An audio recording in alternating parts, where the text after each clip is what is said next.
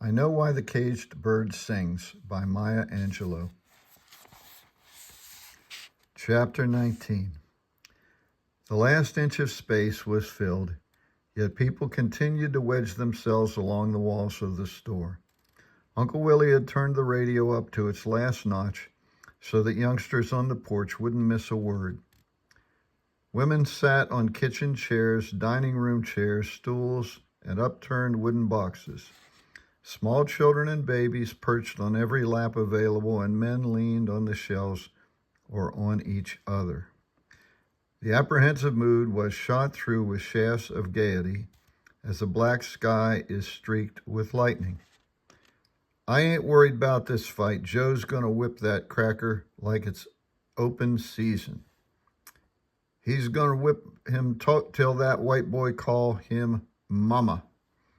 At last the talking was finished, and the string-along songs about razor blades were over, and the fight began. I almost can sing that Gillette song, by the way. A quick jab to the head. In the store, the crowd grunted. A left to the head and a right and another left. One of the listeners cackled like a hen and was quieted. They're in a clinch. Lewis is trying to fight his way out. Some bitter comedian on the porch said, "That white man don't mind hugging that nigga now, I betcha."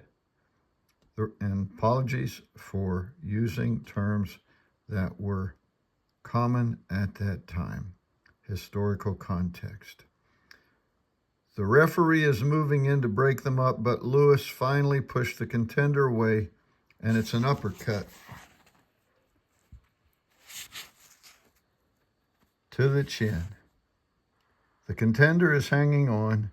Now he's backing away. Lewis catches him in a short left to the jaw. A tide of murmuring assent poured out the doors and into the yard. Another left and another left. Lewis is saving that mighty right. The mutter in the store had grown into a baby roar, and it was pierced by the clang of a bell and the announcers, "That's the bell for round 3, ladies and gentlemen." As I pushed my way into the store, I wondered if the announcer gave any thought to the fact he was addressing as ladies and gentlemen all the Negroes around the world who sat sweating and praying, glued to their master's voice. There were only a few calls for RC Colas, Dr. Peppers, and Hires root beer. The real festivities would begin after the fight. Then even the old Christian ladies who taught their children and tried themselves to practice turning the other cheek would buy soft drinks, and if the Brown Bombers' victory was a particularly bloody one, they would order peanut patties and Baby Ruths also. Sorry for that.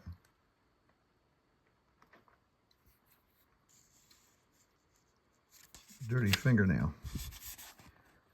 Bailey and I lay the coins on top of the cash register. Uncle Willie didn't allow us to ring up sales during a fight. It was too noisy and might shake up the atmosphere.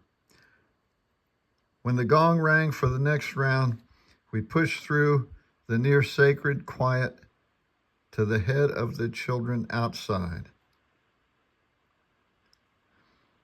He's got Lewis against the ropes, and now it's a left to the body and a right to the ribs. Another right to the body. It looked like it was low. Yes, ladies and gentlemen, the referee is signaling, but the contender keeps raining blows on Lewis. It's another to the body, and it looks like Lewis is going down. My race groaned. It was our people falling. It was another lynching, yet another black man hanging on a tree. One more woman ambushed and raped. A black boy whipped and maimed. It was hounds on the trail of a man running through slimy swamps. It was a white woman slapping her maid for being forgetful. The men in the store looked away from the walls and at attention. Women greedily clutched the babes on their laps, while on the porch the shufflings and smiles, flirtings and pinching of a few minutes before were gone. This might be the end of the world. If Joe lost, we were back in slavery and beyond help. it would all be true. The accumulation that we were lower types of human beings, only a little higher than the apes. True that we were stupid and ugly and lazy and dirty and unlucky, and worst of all, that God himself hated us and ordained us to be hewers of wood and drawers of water forever and ever, world without end. We didn't breathe. We didn't hope. We waited. He's off the ropes, ladies and gentlemen. He's moving towards the center of the ring. There was no time to be relieved. The worst might still happen. And now it looks like Joe's mad. He's caught Carnero with a left hook to the head and right to the head. It's a left jab to the body and another left to the head. There's a left cross and a right to the head. That fellow's name was Primo Carnero, by the way, and I think he was 6'6". The contender's right eye is bleeding, and he can't seem to keep his block up. Lewis is penetrating every block. The referee is moving in, but Lewis sends a left to the body, and it's the uppercut to the chin, and the contender is dropping. He's on the canvas, ladies and gentlemen. Babies slid to the floor as women stood up and men leaned toward the radio.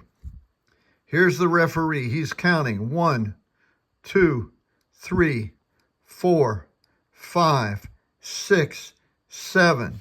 Is the contender trying to get up again? All the men in the store shouted, no. 8, 9, 10. There were a few seconds from the audience, but they seemed to be holding themselves in against tremendous pressure. The fight is over, ladies and gentlemen. Let's get the microphone over to the referee. Here he is. He's got the brown bomber's hand. He's holding it up. Here he is. Then the voice, husky and familiar, came in to wash over us. The winner and still heavyweight champion of the world, Joe Louis. Champion of the world, a black boy, some black mother's son. He was the strongest man in the world. People drank Coca-Colas like ambrosia and ate candy bars like Christmas. Some of the men went behind the store and poured white lightning into their soft drink bottles, and a few of the bigger boys followed them. Those who were not chased away came back, blowing their breath in front of themselves like proud smokers. It would take an hour or more before the people would leave the store and head for home. Those who lived too far had made arrangements to stay in town. It wouldn't do for a black man and his family to be caught on a lonely country road on a night when Joe Louis had proved that we were the strongest people in the world.